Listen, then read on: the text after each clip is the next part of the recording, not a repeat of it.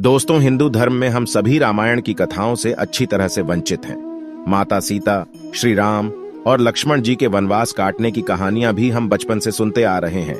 पर आज हम उन्हीं में से एक ऐसी घटना के बारे में बताएंगे जो आपको सोचने पर मजबूर कर देगी। ऐसे में दोस्तों, हमारे सनातन धर्म ग्रंथों में इस बात का साफ साफ उल्लेख है कि बुरे कर्मों का फल हमेशा बुरा ही मिलता है, फिर चाहे वो इंसान हो या फिर भगवान। और यह तो आप सभी जानते ही हैं कि मर्यादा पुरुषोत्तम श्री राम ने अपनी पत्नी सीता को एक धोबी की बातों में आकर अयोध्या छोड़कर जाने को कह दिया था। लेकिन क्या आपको पता है कि एक समय माता सीता ने बहुत बड़ा पाप किया था, जिसकी सजा के रूप में उन्हें गर्भवती हालत में अपने पति से दूर रहना पड़ा था। माता सीता ने कौन सा पाप किया था और कौन था वो धोबी जिसकी वजह से माता सीता को वन में भटकना पड़ा था? इससे जुड़ी कथा आपको हमारी आज की वीडियो में जानने को मिलेगी। इसीलिए वीडियो काफी इंटरेस्टिंग होने वाली है, इसीलिए इसे बिना स्किप किए एंड तक जरूर देखिएगा। दोस्तों, जिस कथा के बारे में मैं आपको बताने जा रही हूं, उसका उल्लेख आपको रामायण में मिल जाएगा। दरअसल रामायण कई भाषाओं में लिखी गई है। ऐसे में अलग अलग रामायण में कई तरह की दंत कथाएं मिलती हैं और ऐसी ही एक दंत कथा माता सीता से जुड़ी हुई है, जिसके मुताबिक त्रेता युग में मिथिला नगरी में जनक नाम के राजवंश का राज हुआ करता था। जनक राजवंश के एक ही राजा थे, राजा शेर, जो एक बार यज्ञ के लिए जमीन जोत रहे थे। उसी समय जमीन में उन्हें एक छोटी सी कन्या मिली। कन्या के सुंदर नयन नक्श को देखकर राजा बहुत खुश हुए, इसलिए उन्होंने उस कन्या को अपनी पुत्री के रूप में गोद ले लिया और यही कन्या सीता के नाम से जानी गई। जब सीता थोड़ी बड़ी हुई तो एक दिन अपनी सहेलियों के साथ अपने महल के बगीचे में घूम रही थी। तभी अचानक उनकी नजर एक तोते के जोड़े पर पड़ी, जो देखने में बहुत ही ज्यादा खूबसूरत थे। तोते का जोड़ा एक पेड़ पर बैठकर सीता जी के बारे में ही बातें कर रहा था। उनके मुख से अपने भविष्य की चर्चा सुनकर सीता जी को बड़ा आश्चर्य हुआ। कहते हैं कि उनमें से मादा तोता बोल रही थी कि पृथ्वी पर श्री राम नाम से विख्यात एक बड़े सुंदर राजा होंगे और उनकी महारानी का नाम जानकी होगा। श्री राम देवी जानकी के साथ कई वर्षों तक राज करेंगे। धन्य है वो जानकी देवी और धन्य है वो प्रजा जिन्हें प्रभु श्री राम जैसे राजा मिलेंगे। एक साधारण तोते के मुख से अपने भावी पति का नाम सुनकर माता सीता अचंभित हो गई। उन्हें अपने बारे में और जानने की इच्छा जागृत हुई। इसीलिए माता सीता ने अपने महल के पहरेदारों को बोलकर दोनों पक्षियों को पकड़ लिया और फिर दोनों को पुचकारते हुए पूछा, तुम दोनों पक्षियों को भविष्य के बारे में इतना ज्ञान कहां से प्राप्त हुआ? तब पक्षियों ने बताया कि इससे पहले हम ऋषि वाल्मीकि के आश्रम में रहते थे, जहां रोज राम और सीता के जीवन के बारे में बताया जाता है। इसीलिए हमें उन दोनों के बारे में हर चीज कंठस्थ याद हो गई है। सीता जी ने जब ये सुना तो उन्होंने सोचा कि दोनों पक्षी तो बहुत ही दिव्य है, क्यों ना मैं इन्हें बहला फुसलाकर अपने जीवन से जुड़ी सारी बातें पूछें। यही सोचकर माता सीता दोनों पक्षियों से कहती है कि तुम दोनों बहुत सुंदर हो। देखो, तुम दोनों को डरने की जरूरत नहीं है, मैं तुम्हें कोई नुकसान नहीं पहुंच जाऊंगी। तुम बस मुझे ये बताओ कि राम कौन है और उनका विवाह जानकी से कैसे होगा। तब दोनों पक्षी बताते हैं कि महर्षि वाल्मीकि रामायण नामक एक ग्रंथ लिख रहे हैं, जिसमें उन्होंने बताया है कि महर्षि श्रृंगी के द्वारा किए गए पुत्रेष्टि यज्ञ से प्रसन्न होकर भगवान विष्णु मानव शरीर धारण करके उनके ज्येष्ठ पुत्र के रूप में जन्म लेंगे, जो कि प्रभु श्री राम होंगे। बड़े होने पर श्री राम महर्षि विश्वामित्र और अपने छोटे भाई लक्ष्मण के साथ हाथ में धनुष लिए मिथिला आएंगे और वहां शिव जी के धनुष को तोड़कर जानकी से विवाह करेंगे। इतना सुनने के बाद माता सीता उन दोनों पक्षियों को बताती है कि जिस जानकी की तुम लोग बात कर रहे हो वो मैं ही हूँ। मैं सीता भी हूँ और मैं जानकी भी हूँ। इसलिए तुम बताओ कि मेरे प्रभु श्री राम कैसे दिखते हैं। इस पर नर तोता माता सीता को बताता है कि श्री रामचंद्र का मुख कमल के समान सुंदर है। उनके नेत्र बड़े और खिले हुए हैं। उनकी नाक ऊंची और भुजाएं घुटनों तक जाती हैं। उनका गला शंख के समान है और उनकी सुंदरता का क्या वर्णन करूं। उनके गुणों का बखान तो 100 मुख वाला भी नहीं कर सकता। दोनों पक्षी आगे एक साथ कहते हैं, माता जानकी, आप धन्य हैं जो आपको रघुनाथ जी की पत्नी बनने का सौभाग्य मिला है। आपकी जोड़ी तीनों लोकों में सबसे अद्भुत होगी। इतना सुनकर देवी सीता उनसे एक सवाल पूछती है और वह तोते का जोड़ा उनके सवालों का जवाब देता है।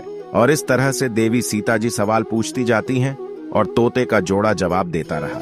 लेकिन एक समय के बाद दोनों तोतों की बात सुनकर सीता जी के मन में लालच आ गया। इसीलिए वह दोनों पक्षों से कहती हैं कि जब तक मेरा विवाह नहीं हो जाता तुम दोनों मेरे साथ राजमहल में रहोगे। इस पर नर तोता माता सीता से कहता है, मेरी पत्नी गर्भवती है, इसलिए ऐसे समय में उसको जाने दें। हम दोनों एक दूसरे का भी वियोग सहन नहीं कर सकते, इसलिए आप मेरी पत्नी को जाने दीजिए। लेकिन माता सीता ने नर तोते की एक भी न सुनी। इस पर मादा तोते ने माता सीता से गिड़गिड़ाते हुए कहा, मैं धर्मवती हूँ, आप मुझ पर तरस खाएं, मुझे जाने दें। मैं अपने स्थान पर जाकर बच्चे पैदा करूंगी और आप चाहेंगे तो उसके बाद मैं फिर से यहाँ आ जाऊंगी। लेकिन देवी सीता अभी भी मादा तोते को छोड़ने के लिए तैयार न थी। इस पर मादा तोते को गुस्सा आ गया और वह माता सीता को श्राप देते हुए कहती है कि जिस तरह तुमने गर्भावस्था में मेरे पति से मुझको अलग कर दिया है, वैसे ही घर व्यवस्था के दौरान तुमको भी पति वियोग सहना पड़ेगा। इतना कहकर मादा तोता वहीं अपने प्राण त्याग देती है। मादा तोता के प्राण त्यागने के बाद नर तोता भी अपनी पत्नी के वियोग में प्राण त्याग देता है। लेकिन प्राण त्यागने से पहले माता सीता से कहता है कि तुमने जो कर्म किया है उसकी सजा मिलकर रहेगी और तुम्हें सजा दिलाने के लिए मैं मनुष्य से भरी श्री राम की नगरी अयोध्या में इंसान के रूप में जन्म लूंगा और मेरे ही कारण तुम्हें पति के वियोग का दुख उठाना पड़ेगा। कहा जाता है कि तोते की बात सुनकर माता सीता को बहुत दुख हुआ, लेकिन तब तक बहुत देर हो चुकी थी और माता सीता चाहकर भी कुछ नहीं कर सकती थी। बताया जाता है कि अगले जन्म में यह तोता वही धोबी था जिसने माता सीता के चरित्र पर उंगली उठाई थी, जिसके बाद प्रभु श्री राम ने सीता को घर व्यवस्था के दौरान त्याग दिया था। तब माता सीता वन में भटकते हुए महर्षि वाल्मीकि के आश्रम में पहुंची और वहीं पर उन्होंने लव कुश को जन्म दिया। दोस्तों, देवी सीता के वियोग की एक अन्य कथा पुराण में लिखी हुई मिलती है, जिसके मुताबिक एक बार नारद जी को अभिमान हो गया कि कामदेव उनकी तपस्या और ब्रह्मचर्य को भंग नहीं कर सकते। जब उन्होंने यह बात अभिमान में अपने आराध्य देव भगवान विष्णु जी को बताई, तब विष्णु जी ने नारद के घमंड को तोड़ने के लिए एक योजना बनाई। और जब नारद मुनि जाने लगे तो उन्हें रास्ते में एक महल दिखाई दिया, जिसके अंदर की राजकुमारी को देखकर नारद जी मोहित हो गए थे। यह सब कुछ भगवान विष्णु की माया थी, लेकिन नारद जी को इसकी खबर न थी। राजकुमारी के सौंदर्य से नारद जी का तप भंग हो गया। इसीलिए नारद जी अब राजकुमारी को पाने के लिए भगवान विष्णु की शरण में पहुंच गए और उनसे कहा, हे प्रभु, आप मुझे अपना श्रीहरि का रूप दे दीजिए ताकि मेरा विवाह राजकुमारी से संपन्न हो सके। तब भगवान विष्णु ने कहा, हे नारद जी, कहीं ऐसा न हो कि आप इस रूप को लेकर बाद में पछताने लगे। दरअसल नारद जी राजकुमारी का रूप देखकर भूल गए थे कि भगवान विष्णु का रूप एक वानर का भी है और नारद जी के घमंड को तोड़ने के लिए भगवान विष्णु ने अपना वानर रूप ही नारद जी को दे दिया। जब नारद जी राजकुमारी के स्वयंवर में पहुंचे तब पूरी सभा नारद जी के बंदर वाले मुख को देखकर हंसने लगी और राजकुमारी ने भी इनके मुख को देखकर उन्हें वरमाला नहीं पहनाई। कहा जाता है कि उसी समय भगवान विष्णु उस सभा में पधारे जिन्हें देखकर राजकुमारी ने उनको माला पहना दी। ये सब कुछ देखकर नारद जी अचंभित हो उठे। उन्हें समझ नहीं आ रहा था कि क्यों सब लोग उन्हें देखकर हंस रहे हैं। तभी नारद जी को महल के पात्र में पानी दिखाई दिया, जिसमें उन्होंने अपना मुख देखा। पानी में अपना वानर वाला मुख देखकर नारद जी क्रोधित हो गए और क्रोध में उन्होंने भगवान विष्णु को श्राप दे दिया कि जिस तरह आज मैं स्त्री के लिए तड़पा हूं, आप भी पृथ्वी पर जन्म लेकर स्त्री वियोग का सामना करेंगे। नारद जी के मुख से कठोर शब्दों को सुनकर भगवान विष्णु ने अपनी माया का प्रभाव समाप्त कर दिया। इसके बाद दोस्तों अपनी गलती का एहसास हुआ नारद जी को और उन्होंने क्षमा मांगी और कहा जाता है कि नारद जी के श्राप की वजह से भगवान विष्णु को अपने राम अवतार में माता सीता के वियोग का सामना करना पड़ा। तो दोस्तों अब आप हमें बताइए कि आपको क्या लगता है किसके श्राप की वजह से माता सीता को प्रभु श्री राम से दूर रहना पड़ा? अपने जवाब हमें कमेंट में दोस्तों जरूर बताइएगा।